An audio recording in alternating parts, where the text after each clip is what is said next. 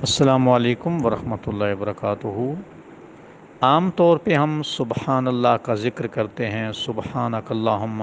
رکوع سجود کی تسبیحات میں سبحان کا لفظ موجود ہے، اور عام طور پہ اتنا ترجمہ کر دیا جاتا ہے کہ اللہ پاک پاک ہیں، اللہ تعالیٰ پاک ہیں۔ سوال یہ ہے کہ اللہ تعالیٰ کی سبحانیت سے کیا مراد ہے؟ تو یہ تو بات درست ہے بھئی، جو اوصاف معائب و نقائص کی صورت میں اللہ تعالیٰ کی شان نہیں ہیں، اللہ تعالیٰ ان سے پاک ہے۔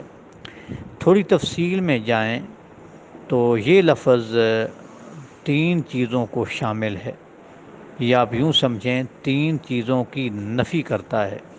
اللہ تعالیٰ کی ذات کو، اللہ تعالیٰ کی صفات کو تین چیزوں سے پاک کرتا ہے۔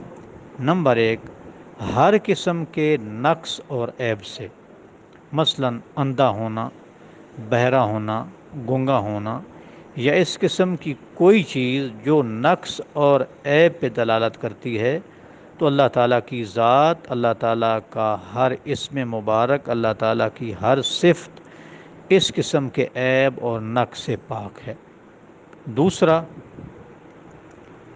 دوسری چیز کہ اللہ تعالیٰ کی جو صفات ہیں وہ اللہ تعالیٰ کے کمال پہ دلالت کرتی ہیں، کمال پہ۔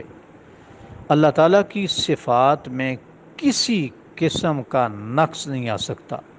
مثال کے طور پہ اللہ تعالیٰ قدیر ہیں، قادر ہیں، مقتدر ہیں، تو اس کا معنی یہ ہے کہ اللہ تعالیٰ قدرت تامہ، قدرت کاملہ، یہ اللہ تعالیٰ کی صفت ہے۔ عاجزی اور کمزوری اللہ تعالیٰ کی قدرت کے در پہ نہیں ہو سکتی، عاجزی اور کمزوری کسی طرح بھی۔ اللہ تعالیٰ علیم ہیں، تو اللہ تعالیٰ کو ہر چیز کا علم ہے، نہ اللہ تعالیٰ کبھی کسی زمانے میں لا علمی اللہ تعالیٰ کی صفت تھی، نہ ہے، نہ رہے گی۔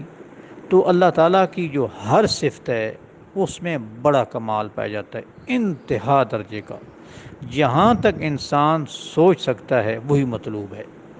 دوسری چیز ہو گئی۔